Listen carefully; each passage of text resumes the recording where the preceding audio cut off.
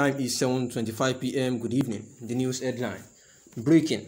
After pushing Nigeria's debt to $33.1 billion, Buhari begs United Nations for outright cancellation. The news in full. Nigerian President Muhammadu Buhari has asked the United Nations to consider expansion and extension of the debt service suspension initiative to include countries facing liquidity problems. He also begged the United Nations to cancel the debt of countries facing severe financial challenges. The President Muhammadu Buhari, said this on Friday at the 76th General Assembly of the United Nations, monitored by the Whistler. Buhari said on the issue of debt, we have seen the developing countries have been faced with unsustainable debt burden even before the pandemic. The COVID-19 pandemic has increased the risk of a new wave of deepening debt, where vital public financial resources are allocated to external debt servicing and repayment of the expense of domestic health and financing for critical developmental needs. I must commend the current initiatives by the international financial institutions and the G20 aimed at significantly mitigating the economic situation of the indebted countries, and urge for more efforts in this regard. Therefore, there is an urgent need to consider expansion and extension of the debt service suspension initiative to include all developing, least developed countries and small island developing states facing fiscal and liquidity challenges. In addition, a review of the eligibility criteria for debt suspension, including outright cancellation, is needed for countries facing the most severe challenges. The request by the President is in line with the current debt level of Africa's largest economy. According to the Debt Management Office, Nigeria's debt has reached 87.2 trillion naira, an equivalent of $33.1 billion. External debt, according to official data, is 12 trillion naira or $32.85 billion in foreign currency. The President recently sent a letter to the National Assembly seeking for more foreign loans of $4.54 billion and 710 million euros and $125 million external loans. In a speech, Buhari further assured the United Nations that the country is building a climate-friendly economy in line with the UN goal. He said, considering the impact of climate change on the globe, Africa's biggest economy is working on a transition to a low-carbon economy in line with achieving the Paris Climate Agreement and Sustainable Development Goals. In these circumstances, we intend to build a climate-resilient economy that effectively aligns with the SDGs and that has great potentials to unlock the full opportunities in different sectors of the economy, while protecting the resources for present and future generations. I know in several ways this is also a familiar story in many countries, he added.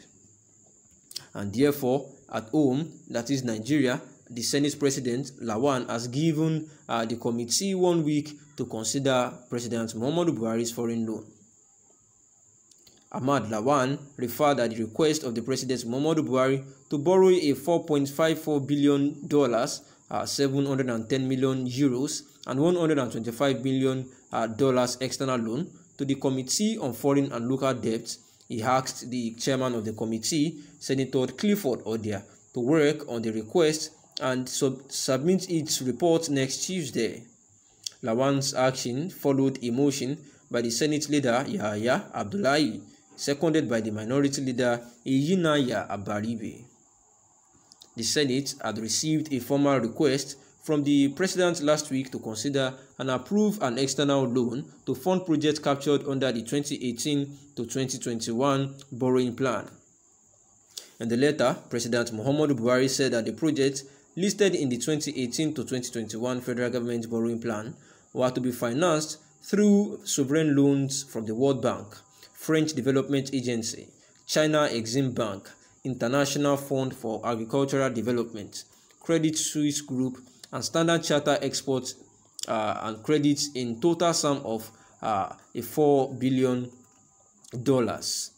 and also 710 billion euros and a grant of $125 million.